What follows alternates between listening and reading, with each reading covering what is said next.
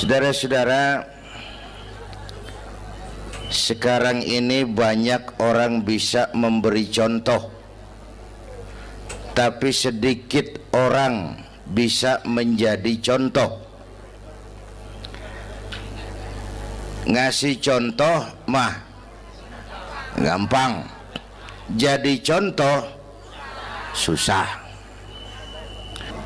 Pertama, karena beliau manusia. Laqad ja'akum rasulun min anfusikum. Kalau kambing disuruh nyontoh ayam, yang nyuruh nyontoh kagak punya pikiran,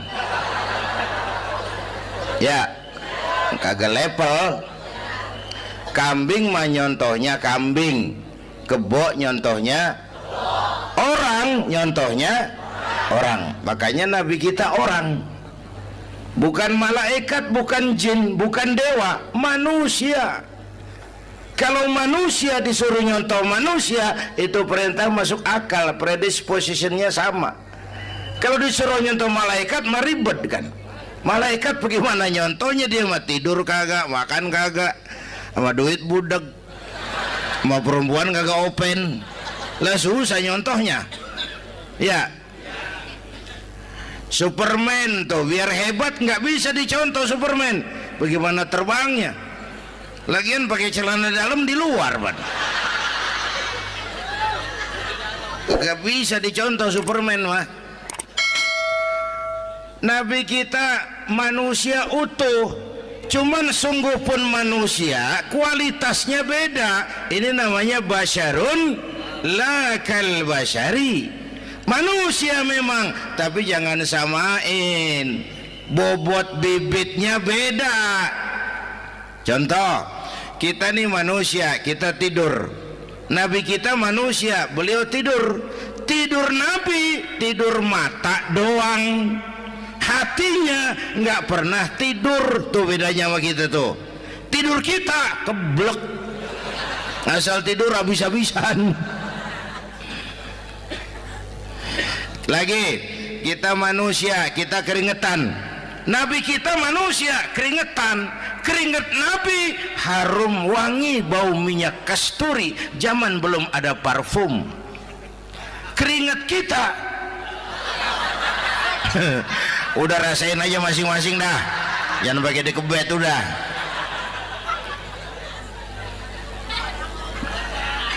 Contoh lagi, kita nih manusia nih, kita beludah nggak?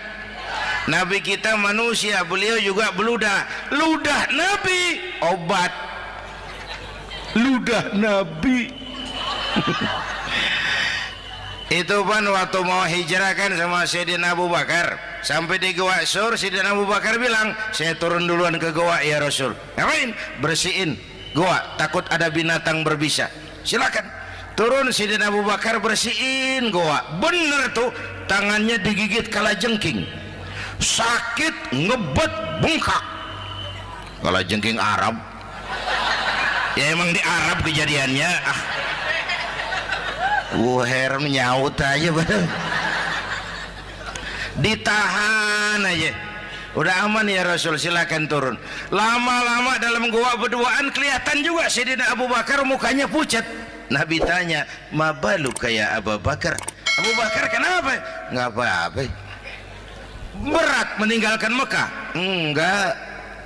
Malas hijrah ke Madinah? Enggak. Takut diubur-ubur Quraisy? Orang kata enggak, itu mah enggak. Lah kenapa muka kamu pucat? Tangan digigit kalajengking. Ngapa nggak ngomong dari tadi? Saya nggak mau nyusahin Tuhan ya Rasul, biar saya tahan, asal jangan nyusahin Tuhan. Jangan begitu kau. Sini tanganmu, diambil sama baginda Nabi. Bismillahirrahmanirrahim. Cuh, diludahin, ringkes, sembuh saat itu juga.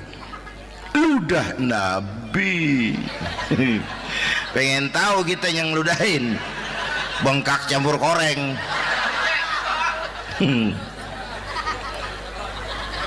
Satu tuh alasannya kenapa Nabi dijadikan contoh, karena manusia. Kalau manusia disuruh nyontoh manusia pasti bisa dong ya.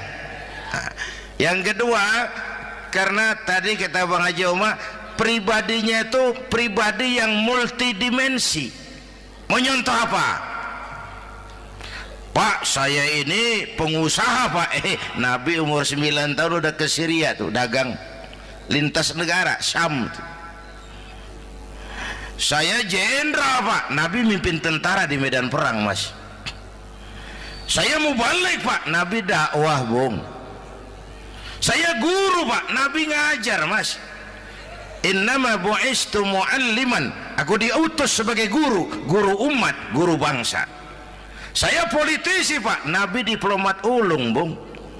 Saya presiden Pak, Nabi mimpin bangsa dan negara Mas.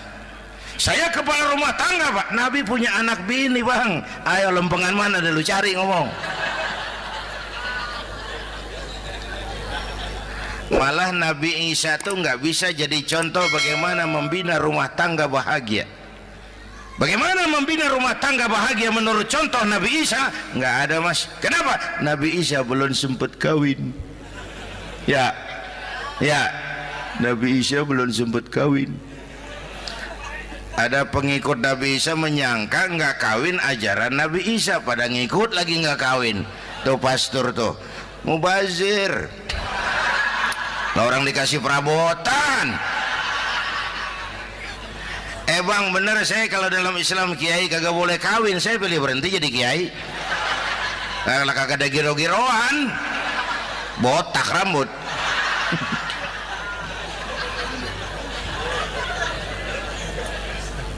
Makanya Bang Haji Omar cerita poligami saya girang banget tadi.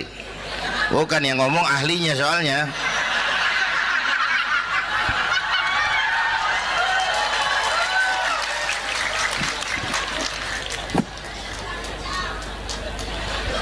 Dadah gitu aja deh ya.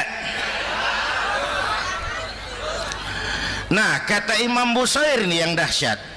Ka'annahu wa huwa fardun fi jalalatihi fi askarin hina talqahu wa fi hasham.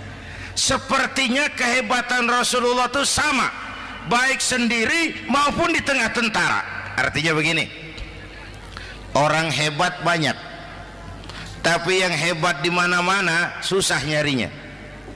Baginda Rasul ini lagi duduk hebat, lagi jalan hebat, ada di pasar hebat, lagi di masjid hebat, di medan perang hebat, di depan anak-anak hebat, di mata musuhnya hebat, di depan sahabatnya hebat, di mata istrinya hebat, di mana-mana hebat. Lah susah cari orang begini Bang.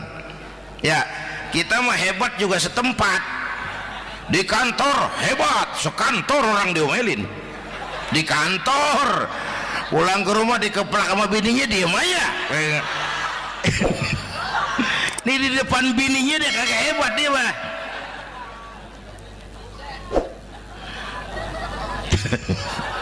Oke, lalu kalau begitu soalnya apa yang mau kita contoh? Saya sampaikan 3 aja. Pertama, Nabi kita ini tokoh yang sejak kecil udah ditempa kesusahan. Bu, tadi kata Bang Haji, Islam mengangkat derajat kaum perempuan karena perempuan banyak melahirkan orang besar. Lihat Sayyidah Aminah, ibunda baginda Nabi, melahirkan anak pertama tanpa didampingi suami. Meninggal suaminya, sedih hatinya, remuk perasaannya, tapi tegar jiwanya. Dilahirkannya bayi bernama Muhammad, diasuhnya penuh kasih sayang, diantarnya menjadi orang besar dan memang dibesarkan oleh Allah. Itu contoh tuh Bu. Bilangin anak-anak tong, bocah Nabi ngangon kambing tong, sekolah tong, jadi orang gede. Baba lu tibang tamat SD, lu sarjana lu. Baba lu cuman jadi RT, lu jadi camat lu. Biarin malu baba lu pala jadi kaki, kaki jadi pala, asal lu terus sekolah. Bu, anak sekolahin, gelang doang digedein lu. Nih kan kita Betawi nih pendidikan ngentengin banget kotan. Udah dong, jangan tinggi-tinggi sekolah udah. Ngapa mak? Baba lu kagak sekolah hidup noh. Hidup dong, pun jamu monyet juga hidup. Bu, anak sekolahin.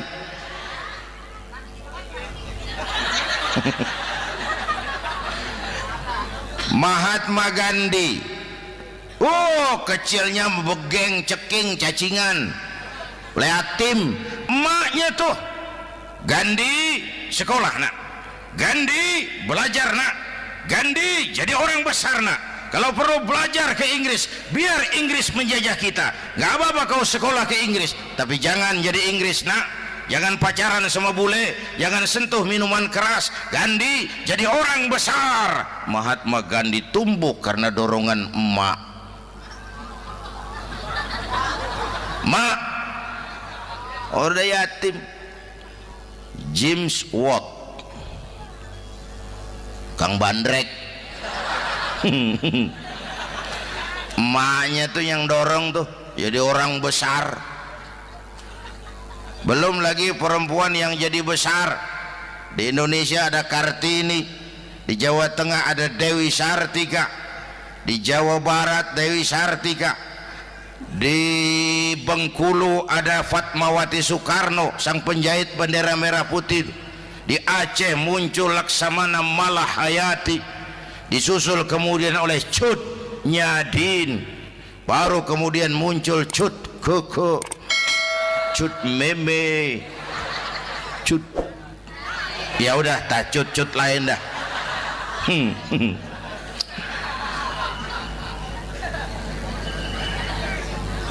Nabi ke remajanya nggak dikolokin, tegar, tahan bantingan, nggak cengeng.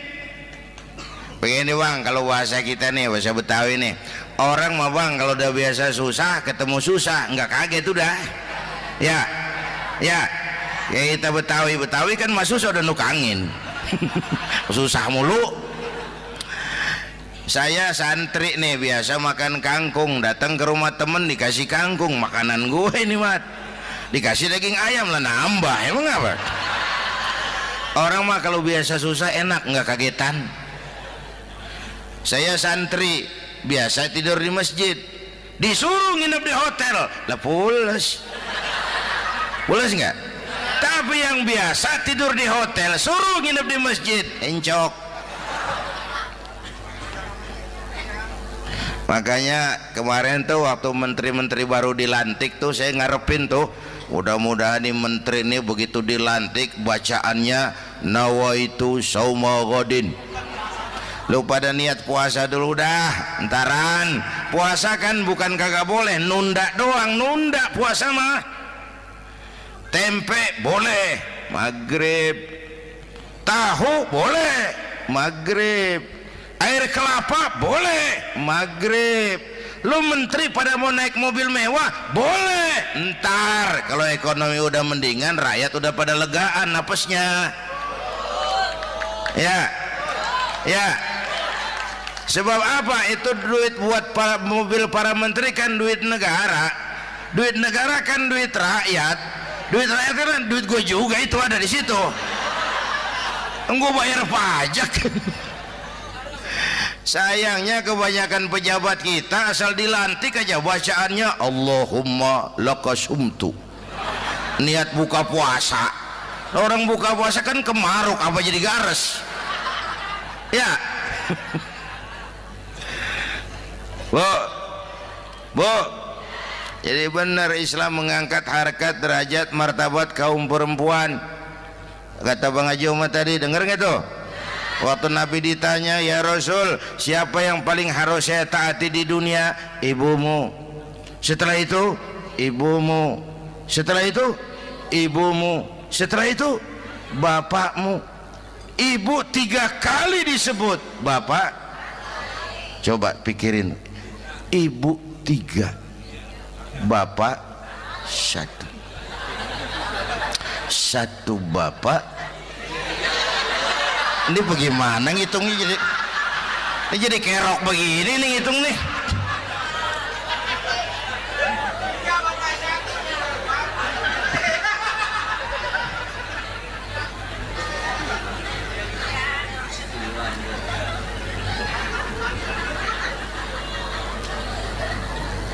Jangan takut ngadepin susah. Hidup nih keras, kerja keras, perseringat banting tulang.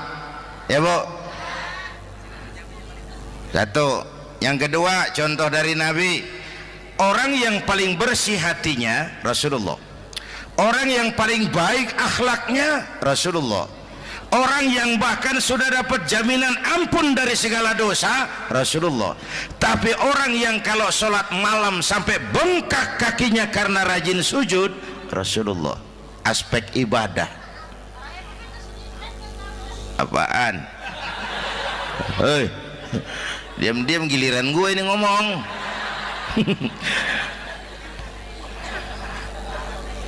Lo ngomong lagi udah gue pulang. Canda neng. Udah gantian ya. Ya. Apaan urusan? Orang yang dosanya udah dapat jaminan ampun, kalau salat malam bengkak kakinya karena rajin sujud. Saya tahu di sini juga banyak yang kakinya bengkak. Semurat. Oke. Kira-kira 3 minggu yang lalu saya menghadiri haul akbar Syekh Maulana Malik Ibrahim di Gresik, haul ke-609. Dari situ saya ke Surabaya ikut zikir sama keluarga besar Tarbiyatul Qulub. Waktu zikir saya terkejut, ada kalimat yang dibaca ratusan kali menyentak perasaan saya. Kalimatnya sederhana, kita hafalah, yaitu kalimat ana Abdullah. Dibaca ratusan kali, ana Abdullah, ana Abdullah, ana Abdullah, ana Abdullah. Buat saya itu menyentak karena memperteguh komitmen saya hamba Allah, saya hamba Allah. Ah, itu mah Pak Zainuddin kan biasa, itu mah kita semua juga hamba Allah. Betul. Ayo kita bikin luar biasa. Saya mau tanya, Bapak, Ibu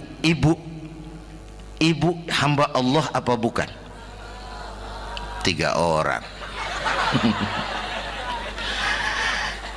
Ibu hamba Allah apa bukan? Hamba Allah. Kata siapa? Nah, kata ibu sendiri. Kalau kata sendiri pan namanya pan ngaku. Ya. Orang ngaku mah boleh dong, tiba ngaku. Namanya juga ngaku. Cuman diakuin apa enggak kita pan belum tahu. Ngaku mah murah, diakuin mahal. Ya, yang gampang dah. Ibu kenal sama Presiden SBY? Kenal. Presiden SBY kenal sama ibu? Lo ngaku lo, ngaku.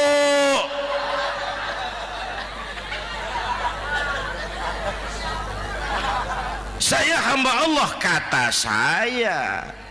Berapa banyak orang mulutnya hamba Allah, perbuatannya menyatakan dia hamba dunia, hamba harta, hamba jabatan, hamba setan, budak nafsu. Nggak sesuai ucapan sama perbuatan. Yuk jadi hamba Allah yang beneran. Jangan separuh-separuh, kita mapan asal sakit mah hamba Allah. Ya Allah, ya Allah, lagi sakit, sehat ya dikit, keder, nyari masjid nggak ketemu.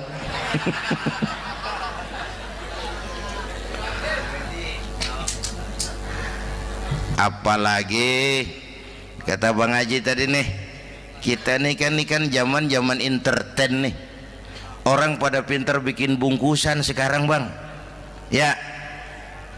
Abad entertain, orang pada bangun pencitraan. Tadi itu kiai sama dukun tipis bedanya. Dukun pada pasang iklan sekarang, ketik reg. Waduh, sampean lahir hari Selasa, nggak cocok di air, ono di hutan sono. Larang udah dagang es jadi berhenti, nggak cocok di air.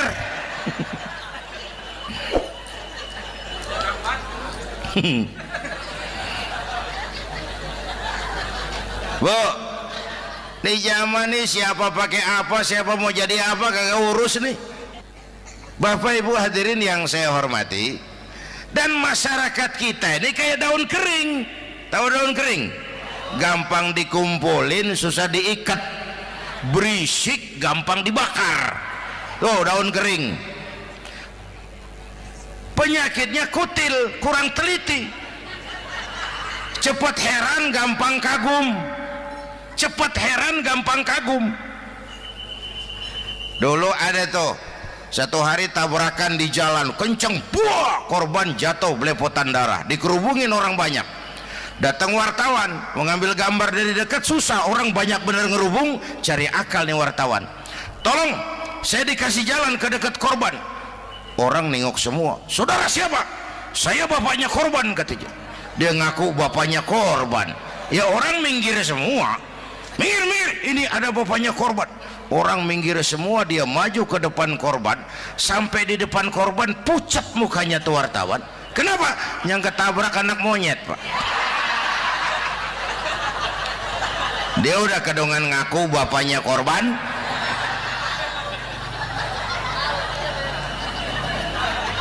Bu, ini cerita pendek tapi pesannya lumayan nih. Kalau belum kenal bener mah jangan buru-buru ngakuin, ya. Dia kagak tahu yang ketabrak siapa, main ngakuin aja. Saya bapaknya korban. Lu makan lu jadi bapak monyet, sono lu.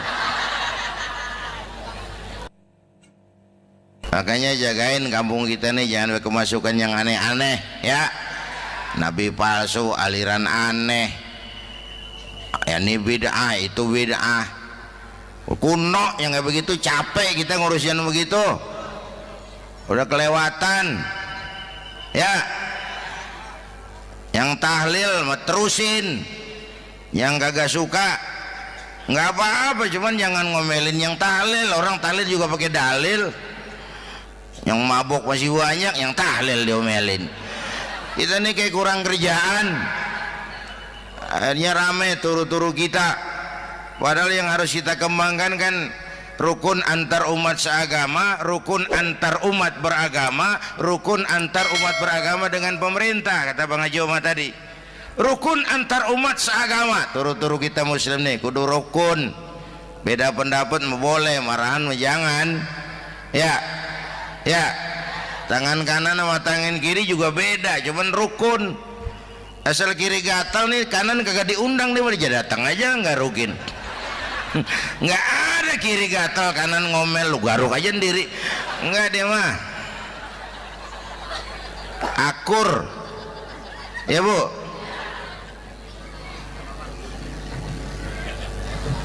Yang kedua rukun antar umat beragama. Islam ini rahmatan lil. Yang ketiga rukun antar umat beragama dengan pemerintah. Ini mah kita kan bermasyarakat sama juga sembahyang berjamaah. Ada imam, ada makmum. Ya. Nih, rakyat kudu jadi pemilih yang pintar ke depan. Mau memilih wali kota kayak gubernur kayak presiden kayak. Sebab apa? Sholat berjamaah kan siapa makmum kagak penting, Bang. Makmum mah siapa aja boleh. Ya, tiba ngikutin dia mah. Ngaji dia mah gimana kayak nggak ada bab pemilihan makmum. Nggak usah, makmum mah kagak usah dipilih. Siapa aja boleh, ya. Bang, tuh orang budak, Bang, boleh jadi makmum. Bacanya kagak fasih, boleh jadi makmum. Ketinggalan satu rakaat, boleh jadi makmum. Tapi nggak tiap orang boleh jadi imam. Siapa yang dipilih jadi imam? Pertama, a'lamuhum, kata Nabi. Orang yang paling alim di kampungmu siapa? Angkat jadi imam. Yang paling alim, bukan yang paling tua. Tua juga kalau kejemur kisut. Dulu tuh Nabi Adam waktu diangkat jadi khalifah kan bekalnya apa? Wa 'allama Adam al-asma'a kullaha. Al-asma' ay al-ulumul katsirah. Dulu zaman Fir'aun perang sihir sama Musa, sekarang perang visi dan misi. Punya ilmu, Bu, ngerti urusan dari tetek sampai bengeknya. Kalau ngikutin imam yang alim pan enak, bisa dipertanggungjawabkan. Hati-hati milih pemimpin, maksudnya bu jangan terjebak oleh penampilan. Emas pasti kuning, bener? Apa semua yang kuning pasti emas? Udah paham dulu. Ustadz, kenapa? Di kampung saya ada 2 orang alimnya sama. Yang mana yang jadi imam? Afsahuhum, yang lebih fasih lidahnya. Yang satu alim pelok, yang satu alim kagak pelok. Nah, yang kagak pelok suruh jadi imam. Kenapa? Nggak sah orang fasih bermakmum kepada imam pelok. Ustadz, imam pelok, makmum pelok semua. Sah. Namanya kampung pelok, biarin. Susah diurusin udah itu. Apa sih artinya fasih? Yang enak deh, nyambung. Pegel kalau punya pemimpin kagak nyambung sama rakyat. Ya, rakyat mau yang ngidul deh ngalor, rakyat mau yang ngulon deh ngetan. Lah kan capek rakyat, kagak nyambung. Makanya kalau jadi imam pesan Nabi, idza amma ahadukumun nas falyukhaffif. Kalau kamu jadi imam, ringankan sholat kamu. Itu makmum gak sama kekuatannya. Jangan panjang-panjang kalau jadi imam, kudu tahu keadaan makmum. Tuh makmum ada yang udah tua rentak, diri aja udah gemeter. Ada yang punya darah tinggi, kalau sujud kelamaan palanya ngebet. Ada yang udah janji tuh makmum habis sembahyang mau terima duit. Kalau imam kelamaan, kalau saudan makmum. Ya, nyambung. Jangan udah diangkat jadi imam saenake dhewe. Salat isya berjamaah, rakaat pertama selesai Fatihah Yasin. Makmum ikut mengikut, cuman bari ngancem. Besok gua tawiatin balik lagi udah. Kagak nyambung. Kalau nggak nyambung tuh capek, Bu. Jangan tersenyum kepada orang buta, jangan berbisik kepada orang tuli. Kagak nyambung. Orang buta diajak senyum, bagus sih maksudnya, cuman kan rada mubazir. Orang kagak paham. Cari pemimpin yang nyambung. Kalau memang masyarakatnya suka tahlil, cari pemimpin yang suka tahlil. Rakyatnya suka maulid, cari pemimpin yang suka maulid, supaya nyambung, kagak pegel kita.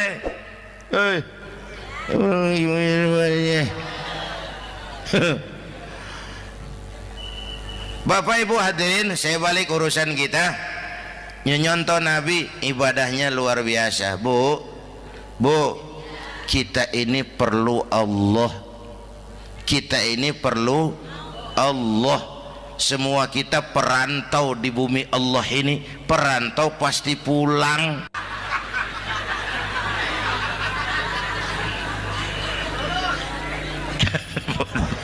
Bolot, bodoh kalau ada perantau, dia sadar dia perantau tapi nggak pernah mikirin pulang. Lebih bodoh lagi mikirin pulang tapi nggak nyiapin bekal. Kan tadi Bang Haji Omar udah bilang tuh, muda mati. Ya, kadang-kadang engkongnya seger banget, cucunya mati. Ya, perantau mah mesti pulang. Sini mah kita ngendon doang, ngendon taran. Mula-mula pan Bang, kita mah tinggalnya jauh di alam arwah. Dari sana pindah ke alam rahim, alam kandungan emak nih. Pernah tinggal di situ 9 bulan tuh. Ada yang 2 tahun, yang keluar udah kumisan. Kelamaan ngetemnya itu.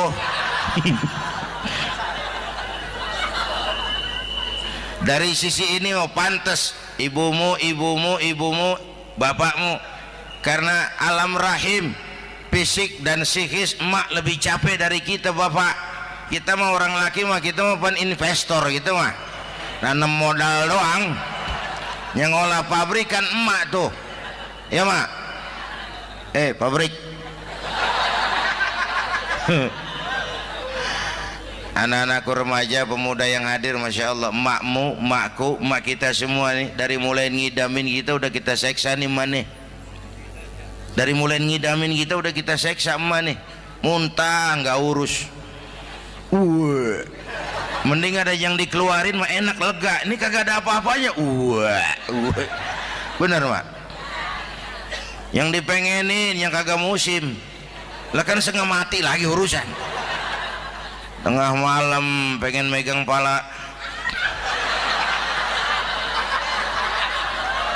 kereta, lu jorok bener lu, gue heran.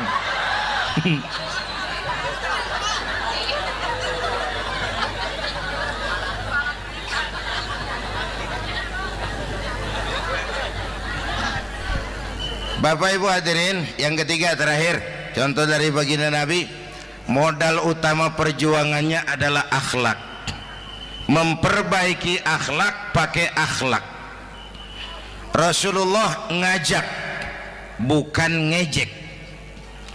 Rasulullah merangkul, bukan mukul. Rasulullah pakai argumen, bukan pakai sentimen.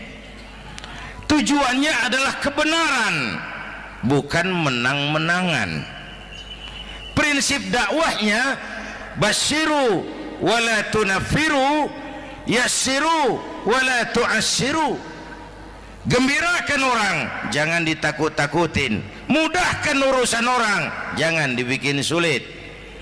Di masyarakat memang mendingan rakyat rendah berakhlak tinggi daripada pejabat tinggi berakhlak rendah. Dulu tahun 50-an orang kita kalau pergi haji ke Mekah 6 bulan. 6 bulan tuh orang udah pada lupa aja baru pulang. 6 bulan yang ada cuman kapal laut, Mekah Madinah onta. Banyak rampok lagi di gurun pasir Baduy itu. Dulu orang tua kita belajar manasik, kalian belajar silat. Sekarang karena kemudahan kemajuan ilmu menciptakan Boeing memotong waktu 5 bulan, orang pergi haji cukup sebulan. Bapak Ibu hadirin yang saya hormati, oleh karena itu menjaga nilai-nilai akhlak itu penting. Kepada siapa kita harus berakhlak? Pertama kita harus berakhlak kepada Allah. Bagaimana caranya? Jangan menyekutukannya dengan sesuatu pun. Yang kedua, jangan menyembah kecuali hanya kepadanya. Yang kedua, kita harus berakhlak kepada sesama tadi itu. Yang ketiga, kepada lingkungan. Saya dulu masih zaman ada almarhum kakek saya, engkong. Kampung saya banjir, air masuk ke rumah. Saya teriak, "Kong, banjir Kong." Engkong saya ketawa, "Biarin, bukan salah air." Habis, salah lo. Salah kita bagaimana Kong? Lah lo tempat air lo tempatin. Yang punya tempat datang ya kagak ngerti, ini tempat gua, ini di sini nggak pada lo, lah banjir. Engkong saya nggak makan bangku sekolahan, tapi wise Pak. Air kan bukan musuh, air kan temen kan kudu punya tempat. Lalu kagak punya tempat, pantas kemana dengan ayam, banjir. Ya. Dulu saya remaja ngaji babul istinja, kiai ngajar makruh buang air kecil di tanah berlubang. Saya tanya, kenapa makruh kiai? Pertama, untuk alasan kesehatan. Siapa tahu di lubang yang kamu kencingi ada gas beracun. Kalau tidak kiai, kalau tidak maka artinya melindungi binatang yang ada di dalam lubang. Siapa tahu di lubang yang kamu kencingin ada semut sedang rapat membahas laporan Susno 2Ji. Apa dosanya lalu mati dikencingin? Ini namanya rahmatan li semut.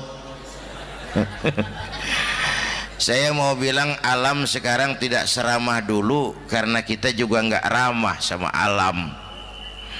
Bapak Ibu hadirin yang saya hormati, padahal watak Islam rahmatan lil alamin.